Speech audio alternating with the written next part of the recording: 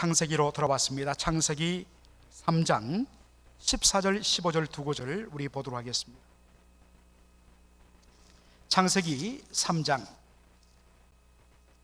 14절로 15절 두 구절 우리 다 함께 한 목소리로 우리 다 함께 14절 15절 우리 읽도록 하겠습니다.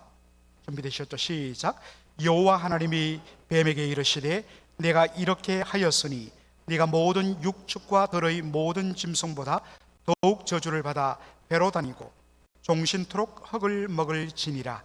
내가 너로 여자와 원수 되게 하고 너의 후손도 여자의 후손과 원수가 되게 하리니 여자의 후손은 내 머리를 상하게 할 것이요 너는 그의 발꿈치를 상하게 할 것이니라 하시고 아멘. 오늘 저는 창세기 3장 14절로 15절 이 말씀을 가지고 The First Gospel, 이것을 라틴어로 프로토 에반겔리움이라고 이야기합니다. The First Gospel, 첫 복음이란 제목으로 말씀을 전하고자 합니다.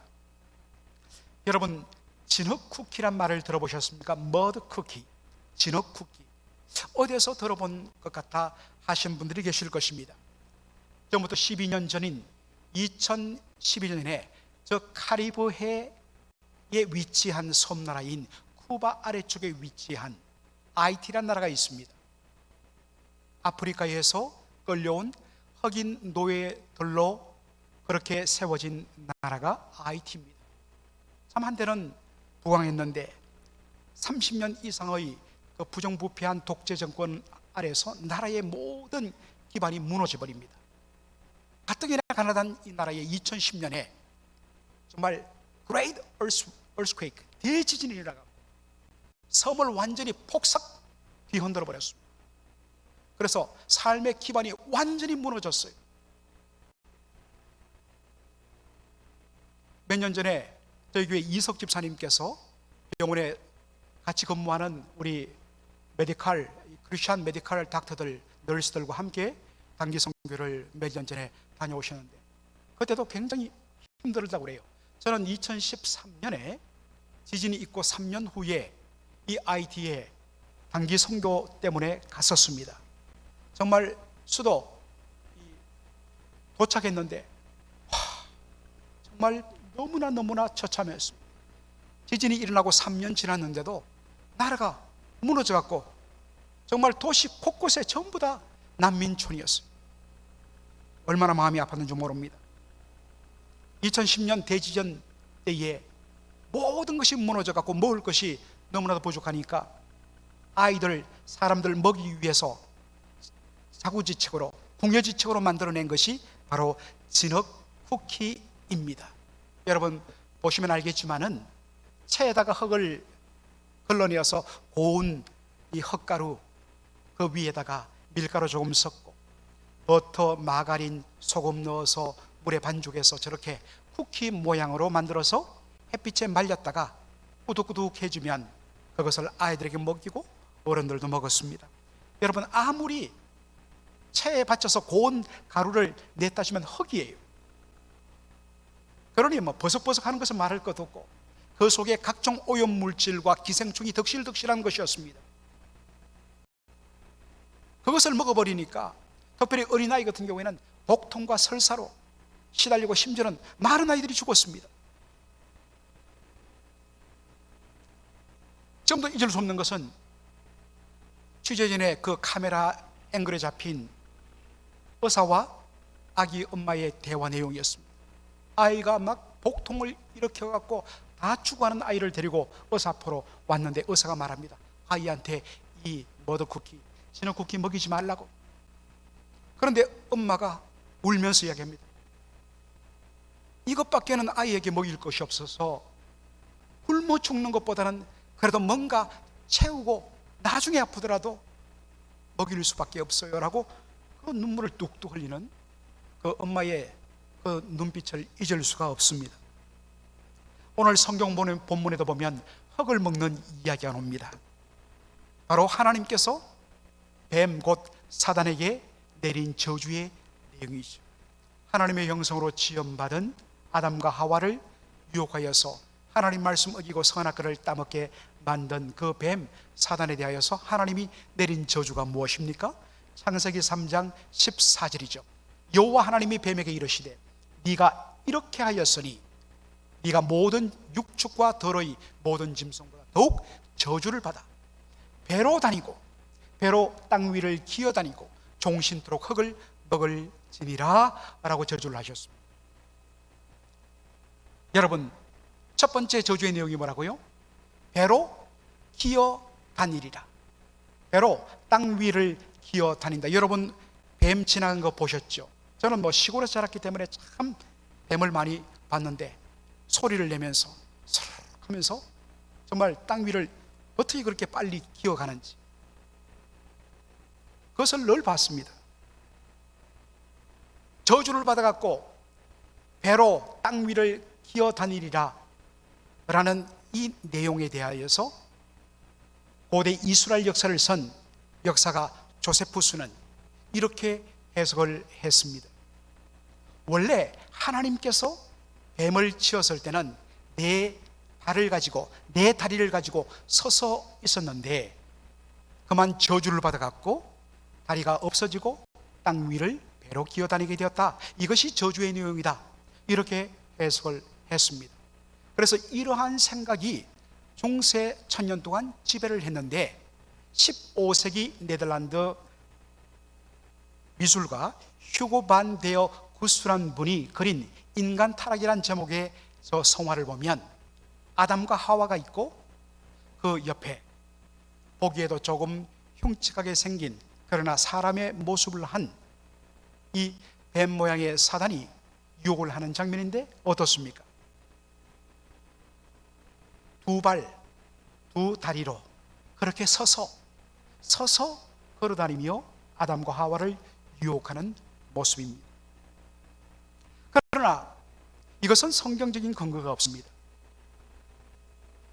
물론 진화 생물학자들은 현미기로 보고 화석을 보니까 이 퇴화된 어떤 면에서는 이 뱀의 다리 모양이 조금 남아 있다고 말은 하지만은 그러나 근본적으로 뱀은 처음부터 땅을 기어다니도록 그렇게 창조된 동물입니다.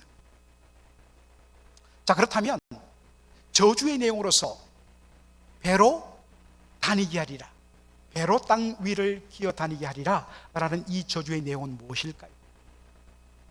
여러분, 사단은 원래 하나님에 의해서 선하게 지음받은 영적 존재였습니다. 하나님의 뜻을 수종들고 하나님을 영화롭게 하는 영적 존재였는데 그가 하나님을 대적하며 하나님께 대항하며 타락함으로 말미암아 결과적으로 더군다나 하나님의 영광을 위하여 지음받은 하나님의 형상으로 지음받은 인간들을 타락시킨 것에 대하여서 하나님이 분노하심으로 그는 원래 천상의 존재였는데 하나님이 그를 지극히 낮추었다. 하나님께서 그를 완전히 낮춰버린 것, 이것이 땅 위에 배로 기어다니게 하리라는 문학적인 표현이 된 것입니다. 이 표현은, 이 저주는 그가 원래의 자리에서 완전히 떨어져 철저하게 비참하게 그가 낮춰졌다는 의미인 것입니다. 여러분, 뱀에게 내린 또 하나의 저주의 내용이 무엇입니까? 너는 종신토록 뭘 먹어야 하리라? 흙을 먹어야 하리라. 여러분, 팩트 체크 한번 하죠. 여러분, 뱀이 흙을 먹을까요? 그렇지 않습니다. 뱀은 쥐라든지 개구리라든지 이 땅바닥에 붙어 사는 여러 동물들, 짐승들을 잡아먹는 육식 동물입니다. 뱀은 흙을 먹지 않습니다. 자, 그렇다면 저주의 내용으로서 흙을 먹으리란 이 말씀은 무슨 의미일까 하는 것입니다. 자, 여러분들, 여기 흙이란 단어를 제가 히브리어로 한번 소개해 드리기를 원하는데 아파르란 단어를 씁니다. 이 아파르란 단어에는 물론 흙이라는 의미가 있지만 더 근본적으로는 티끌입니다. dust, 티끌. 여러분들, 이 티끌이 모아져 뭉쳐진 것이 뭡니까? 흙이죠. 그러므로 이 아파르의 의미는 티끌이 맞습니다. 그런데 구약 성경을 보면 티끌을 핥는다라는 표현이 자주 등장하는 것을 보게 됩니다. 예를 들어서 시편 72편 9절에 보니까 그 원수들은 티끌을 핥을 것이며, 이사야 49장 23절에 보면 내 발의 티끌을 핥을 것이니, 그리고 미가서 7장 17절 보면 그들이 뱀처럼 티끌을 핥으며, 티끌을 핥는다는 표현이 나오죠. 여러분들, 여기에 그 원수들이란 말은 문맥을 통하여 보면 그 원수는 이스라엘 백성들의 원수, 이스라엘을 침공하여 철두철미하게 짓눌러 버렸던 이방 강대한 나라를 가리킵니다. 이사야 49장 23절의 문맥도 마찬가지입니다. 역시 이방 나라, 이스라엘 백성들을 짓밟고 포로로 끌고 간 이방 나라들을 뜻합니다. 자, 그렇다면 원수들이, 너희들을 짓밟았던 그 원수들이 도리어 티끌을 핥을 것이다, 이 말이 무슨 말일까? 여러분, 이 표현은 고대 근동 지역의 전쟁을 배경으로 하는 표현입니다. 그래서 이 배경을 우리가 알아야 됩니다. 고대 근동 지역, 저 메소포타미아로부터 팔레스타인 지역에 이르는 고대 근동 지역에서 전쟁이 날 때는 승리한 장수 앞에 패배한 장수가 포로로 끌려옵니다. 그러면 승리한 장수 앞에 패장을 완전히 땅바닥에 굴려버립니다. 그런 다음에 승리한 장수가 어떻게 하느냐? 그 패배당하고 땅바닥에 굴려진 패배한 장수의 머리 혹은 목을 발로 밟습니다. 이것이 뭘 하냐면 내가 이겼다, 너는 패배당했다 라는 바로 선포입니다. 자, 그렇게 되면 이 발에 의해서 목과 머리가 짓눌려버린 패배한 장수가 뭘 하느냐? 승리한 장수 위에 신발에 묻은 흙과 티끌을 핥습니다. 끔찍한 비참한 수모죠. 그것을 통하여 나는 패배했습니다, 나는 항복했습니다, 나는 졌습니다, 나는 비참한 존재입니다 라는 것을 심볼릭, 상징적으로 보여주는 것이 뭐냐? 흙을 핥는다, 티끌을 핥는다는 뜻입니다. 따라서 하나님께서 뱀 곧 사단에게 너는 종신토록 흙을 먹으리라 라는 말은 진짜 문자 그대로 흙을 먹는다는 뜻이 아니라 흙으로 표현되는 철두철미한 패배와 굴복과 굴욕과 수치, 장차 사단이 하나님 앞에 철저하게 패배당하고 심판당하고 수치와 모욕 가운데 멸망당할 것을 예언하는 말씀입니다. 그러면 사탄에 대한 심판과 저주는 어떻게 실행되어질까요? 그것이 창세기 3장 15절의 말씀입니다. 하나님 말씀하십니다. 내가 너로 뱀 사단으로 여자와 원수가 되게 하고 너의 후손도 여자의 후손과 원수가 되게 하리니 여자의 후손은 내 머리를 상하게 할 것이요 너는 그의 발꿈치를 상하게 할 것이니라 라고 말씀하십니다. 이 말씀 한 구절로도 적어도 정말 그 속에 어마어마한 내용이 들어있어서 이거 다 하려면 1시간 이상 걸립니다. 그래서 오늘은 저는 특별히 뒷부분에 여자의 후손은 너 뱀의 머리를 상하게 할 것이요 너는 그의 발꿈치를, 여자의 후손의 발꿈치를 상하게 하리라, 이 말씀에 주목하고자 합니다. 여러분, 여기에 언급된 여자의 후손은 누구를 가리킬까요? 이것에 대해서 마태복음에 보면 마태가 이런 힌트를 줍니다. 예수님의 족보를 기록한 마태복음 1장 16절 보면 예수님의 태어남을 이렇게 소개합니다. 야곱은 마리아의 남편 요셉을 낳았으니 마리아에게서 그리스도라 칭하는 예수가 나시니라. 여러분, 마태복음 1장은 예수님의 족보인데 예수님의 족보는 전형적인 유대인의 족보 형식을 따릅니다. 어떻게 시작합니까? 아브라함은 이삭을 낳고 이삭은 야곱을 낳고 아버지가 아들을 낳는다라고 표현합니다. 그래서 아버지가 아들을 낳는다는 것은 다시 말해서 나는 너의 아버지고 너는 나의 아들이다 라는 표현이 아버지가 아들을 낳는다는 표현이죠. 철두철미하게 남성 중심적으로 아버지가 아들을 낳고로 연속됩니다. 그러면 정상적이라면 예수님에 대해서 예수님은 마리아의 남편 요셉이 예수 그리스도를 낳으니라 라고 끝맺혀야 되는데 마지막 부분에 와서 어떻게 됩니까? 마리아에게서 그리스도가 칭하는 예수가 나시니라. 여러분, 왜 마태가 이렇게 기록했을까요? 여기는 마태의 의도가 담겨 있습니다. 바로 창세기 3장 15절에 언급된 그 여자의 후손이 누구냐? 예수 그리스도. 예수 그리스도가 바로 여자의 후손이라는 것을 가리키기 위하여 의도적으로 이렇게 기록한 것이죠. 바울도 마찬가지입니다. 갈라디아서 4장 4절에 보면 예수님에 대해서 이렇게 소개하십니다. 때가 참에 하나님이 그 아들을 보내사 여자에게서 나게 하시고, 하나님의 아들이신 예수님이 누구를 통해 태어났다고요? 여자를 통하여 나게 하셨다는 것입니다. 여러분, 왜 바울이 이렇게 표현했을까요? 역시 창세기 3장 15절에 언급된 바로 그 여자의 후손이 누구냐? 예수 그리스도라는 것을 가리키기 위함인 것이죠. 여자의 후손은 뱀의 머리를 상하게 할 것이고, 뱀은 여자의 후손의 발꿈치를 상하게 할 것이야. 여러분, 이 말씀을 가장 잘 드러내는 신약의 구절이 어딘 것일까? 이 말씀을 준비하면서 참 많은 책들을 보고 묵상하는 가운데 한 구절이 제 마음에 딱 와닿았습니다. 바로 골로새서 2장 15절의 말씀이었어요. 정사와 권세를 벗어버려 밝히 드러내시고 십자가로 승리하셨느니라. 사실 여러분들 이 말씀 중에, 단어 중에 모르는 단어 있습니까? 한글이든 영어로든 여러분이 모르는 단어 없습니다. 다 압니다. 그런데 읽어도 무슨 말씀인지, 이 의미가 무엇인지 확 와닿지 않습니다.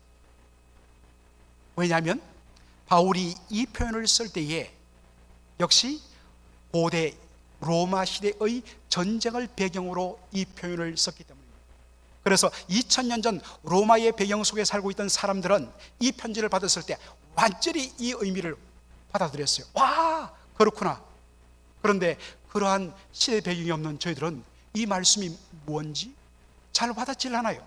그래서 저의 설명이 여러분에게 필요한 것입니다. 여러분, 먼저 여기 보니까 정사와 권세란 말이 나오죠. NIV 영어 성경에는 the powers and authorities, 권세, the powers, 이건 권세도 되지만 권세자들이란 의미도 됩니다. 권세자들과 authorities, 권력 당국들. ESV 영어 성경에는 the rulers and authorities, 통치자들과 그 통치 정부 권력들, 세상 권세자들과 세상 나라를 가리키는 말입니다. 그런데 이 표현에는 두 가지 의미가 들어 있습니다. 이것을 세계적인 신약학자인 N.T. 라이시라는 분이 잘 설명합니다. 그는 이렇게 이야기합니다. 정사와 권세라는 이 헬라어 단어에는 두 가지 의미가 들어있는데, 첫째는 문자 그대로 세상의 권세자들, 세상의 권력자들을 의미한다.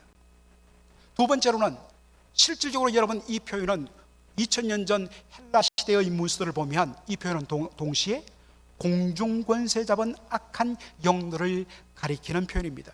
그래서 바울 서신을 보면 정사와 권세와 주관자들, 정세와 권세와 능력과 주관자들, 다양한 표현으로 많이 나오는데 이것은 다 바로 공중권세 잡은 악한 영들을 가리키는 표현이라는 것입니다.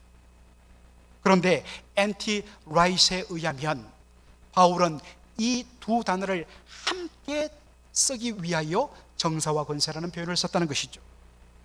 여러분, 예수님을 체포하고 로마 총독 빌라도 앞에 끌고 온 유대 지도자들이 뭐라고 요구합니까? 십자가에 못 박게 하소서. Crucify him. 그를 십자가에 못 박게 하소서. 왜? 수많은 처형 방법이 있는데 왜 하필이면 십자가에 못 박게 그렇게 요구했는가? 여러분, 십자가는 유대인들에게는 하나님께 저주받음의 상징입니다. 신명기 21장 23절, 나무에 달린 자마다 하나님께 뭘 받았습니다? 저주를 받았습니다. 그래서 십자가에 달려 죽는 사람은 하나님께 저주받은 죄인으로 인식되어졌습니다. 왜 예수를 십자가에 못 박아 죽이게 했는가? 그렇게 하면 저는 더 이상 하나님의 아들이 아니라 하나님께 버림받은 죄인에 불과하다는 것을 그렇게 드러내기 위한 것이었습니다. 총독 빌라도가 이것을 받아들이고, 그 당시에는 총독 빌라도가 모든 권세를 갖고 있기 때문에, 사형 권한이 있기 때문에 받아들여서 예수님을 골고다 언덕의 십자가 위에 못 박아 처형하게 명령합니다. 그런데 앤티 라이스는 이렇게 설명합니다. 이 세상 권세자들의 이 십자가 못 박게 처형을 허락한 이 뒷배경에는 공중권세 잡은 악한 영들이 세상의 권세자들을 충동하여 하나님의 아들 예수를 십자가에 못 박아 죽이게 했다는 것입니다. 십자가에 못 박혀 저주받고 비참하게 피 흘리며 수치를 당하며 죽어가는 예수를 보면서 외형적으로는 세상의 권세자들이 기뻐했고, 그 뒤에는 공중권세 잡은 악한 영들이 예수님이 십자가에 달리고 그로 말미암아 예수를 통하여 구원을 이루고자 하시던 하나님의 계획을 내가 무산시켰다 라고 기뻐하며 이 두 세력들이 함께 춤을 추며 기뻐했다는 것입니다. 여러분, 바로 이것이 뭐냐? 뱀이 여자의 후손의 발꿈치를 상하겠다는 것입니다. 여러분, 뱀이 독사가 땅을 기어다니다가 사람의 발꿈치를 확 물어보면 어떡합니까? 정말 긴급하게 이멀전시 조치를 하지 않으면 독이 인해 퍼져갖고 몇십 분 안에 독에 의해서 죽고 맙니다. 치명적입니다. 그런데 그 저주의 십자가에서 어떤 일이 일어났습니까? 다시 골로새서 2장 15절로 들어가서 정사와 권세를 벗어버려. 여러분, 이게 무슨 말일까요? 영어 성경을 보면 벗어버려라는 말을 어떻게 번역하냐면 disarmed, 무장 해제시켰다는 뜻입니다. 고대 로마 전쟁에서 로마 군대가 이방 그 족속들을 무너뜨리고 그 장수를 잡아오면 제일 먼저 어떻게 하느냐? 그의 모든 군장들, 무기들을 무장 해제시키고, 그리고 그가 입었던 갑옷과 옷들을 발가벗겨 버립니다. 그래서 너는 패배당했어. 수치와 모욕을 주면서 그의 패배를 드러내는 것이 뭐냐? 무장 해제시키고 옷을 벗겨버리는 것. 바로 이 표현을 빌려와서 이야기합니다. 자, 그 다음에 여러분, 표현되는 것이 뭡니까? 정사와 권세를 벗어버려 밝히 드러내시고, 이 밝히 드러냈다는 것도 한글 성경을 읽으면 의미가 와닿지 않는데, 영어 성경을 보면 make a public spectacle, 스펙타클이 뭡니까? 구경거리입니다. 그런데 어떤 구경을 시키는 겁니까? 퍼블릭, 공개적으로 구경을 만들어버린 겁니다. 이것이 뭐냐? 전쟁에서 이기고 로마 군대가 승리하여서 개선문을 통과하며 행진합니다. 그 제일 앞에는 개선 장군이 백마를 타고 보무도당당하게 행진합니다. 그 뒤에는 전쟁에 참여했던 군사들이 그렇게 노래를 부르며 승리의 노래 빅토리를 부르면서 그 뒤를 따르고, 그 뒷공문에 누가 오는가, 무엇이 오는가, 그 전쟁에서 획득한 수많은 전리품들, 그리고 제일 마지막, 그래서 고린도 전서 4장 보면 미말이라고 있네, 끄트머리. 그 끝에는 누가 오느냐? 바로 패배당한 적군의 장수와 군사들, 옷을 완전히 벗긴 채로 앞만 살짝 가리고 밧줄에 묶이고 사사슬에 묶여서 그들이 제일 마지막에 끌려옵니다. 그러면 환영 놓은 군중들이 이것을 보고 구경거리 삼아서 환호와 조롱을 보내게 되는 것입니다. 우리가 이겼다, 너희들은 패배당했다, 공개적인 구경거리를 만들어버리는 것입니다. 바울은 이 그림을 사용하여서 예수님의 십자가 승리를 설명합니다. 외형상 예수님의 십자가 죽음은 예수님이 패배당했고 예수님이 저주당했고 하나님의 구원 계획이 실패한 것처럼 보였습니다.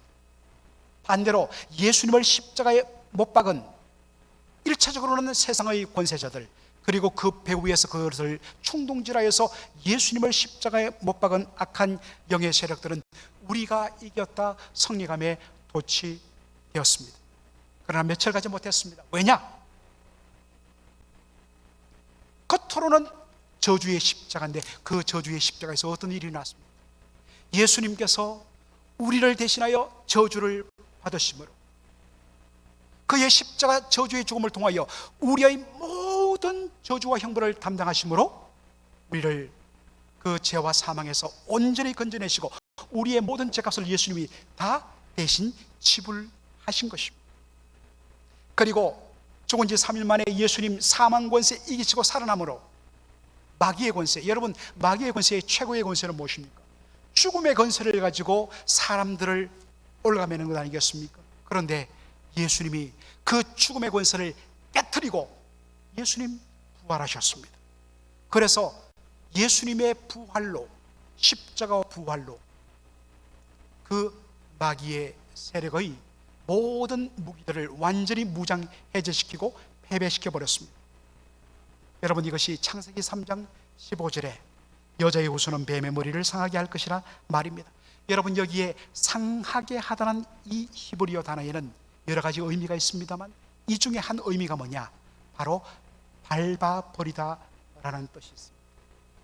머리를 밟아버리다. 여러분, 머리를 밟는다는 것은 무슨 의미라고 그랬습니까? 패배한 장수의 머리를 밟아봄으로 바로 내가 이겼고 너는 완전히 패배를 당했다는 것을 보여주는 표현입니다. 여자의 후손으로 오셔서 십자가의 저주를 담당하시고 그리고 그 십자가와 부활을 통하여서 그 배후에 역사하던 모든 마귀의 세력들을 완전히 물리치고 승리하시는 예수 그리스도, 바로 이분을 보내주셔서 이 여자의 후손 예수 그리스도를 통하여 우리에게 그와 같은 놀라운 승리를 주시겠다고 약속하신 것이 창세기 3장 15절. 여러분, 그런데 이 복음이, 그래서 많은 학자들은, 많은 초대교회로부터 이 본문을 The First Gospel, 첫 복음이라고, 왜냐하면 성경에서 처음 등장하기 때문에, 그래서 이것을 라틴어로 프로토 에반겔리움이라고 표현합니다. 여러분, 이 첫 복음이 언제 주어졌습니까? 하나님의 말씀을 불순종하고 마귀의 유혹에 빠져서 스스로를, 자신을 하나님처럼 높이는 반역을 저질렀던 아담과 하와, 그의 범죄 직후에 하나님께서 주신 말씀입니다. 도무지 받을 자격이 없는, 그들에게 잘못했기 때문에 심판을 받아야 됩니다. 그래서 뒷부분에 심판이 나와요. 그러나 하나님 먼저 그들에게 뭘 약속하십니까? 구원을 약속하시고 생명을 약속하시고 놀라운 복음의 약속을 주시는 것입니다. 이것이 하나님의 은혜입니다. 사랑하는 성도 여러분, 사단의 채우는 이미 정해져 있습니다. 여러분, 사탄의 세력, 겉보기에는 대단합니다. 우리는 그 앞에 아무런 힘도 쓸 수 없는 것처럼 여겨집니다.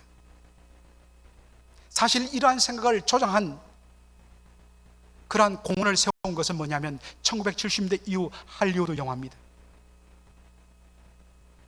1970년대부터 만들어진 예를 들어서 오맨이라든지 엑소시스트라든지 이런 영화를 보면 귀신 들린 그 사람에게 그것을 이기기 위하여서 십자가를 들고 가톨릭 사제들이 나타나지만 그대로 그냥 목이 그 죽습니다. 이것을 통하여 사람들에게 악한 영의 세력이 이만큼 무시무시하구나 라는 것들을 사람들이 심어주었습니다. 그러나 여러분, 실제는 그렇지 않습니다. 사탄은 처음부터 하나님의 주권 아예 놓여져 있었습니다. 하나님이 허락하지 아니하시면 그는 아무것도 못합니다. 잠시 허락되어졌을 뿐입니다. 그리고 이미 창세 전부터, 이미 타락 직후부터 사탄의 운명은 하나님 앞에 장차 심판받기로 딱 작정되었습니다. 여기를 벗어날 수가 없어요. 그리고 때가 참에 하나님께서 아들을 여자에게서 나게 하시고 그 예수 그리스도의 십자가 대속의 죽음과 부활을 통하여 사단의 모든 권세가 꺾여버리고 이미 패배를 당했고, 그리고 장차 우리 주 예수 그리스도 이 땅에 다시 오시는 그날에 아직도 남아서 우리를 유혹하고 넘어뜨리면서 하나님의 영광으로 나가지 못하도록 만드는 이 사단의 최후의 발악도 예수님 다시 재림하시는 그날 완전히 패배를 당하게 될 것입니다. 여러분, 이 사실을 믿음으로 받아들이는 자는 이렇게 우리는 찬송할 수 있습니다. 저는 참 이 찬송을 좋아합니다. 찬송가 411장 1절 가사에 보면 우리가 잘 아는 찬송, 예수 사랑하시면 거룩하신 말일세, 우리들은 약하나 예수 권세에 많다, 날 사랑하심, 날 사랑하심, 날 사랑하심, 성경에 써있네. 여러분, 우리는 분명 약해요. 마귀가 조금만 유혹해도 우리는 그냥 그대로 유혹에 넘어지는 그러한 우리의 삶에 반복되는 것들을 저와 여러분이 경험합니다. 그것 때문에 애통합니다.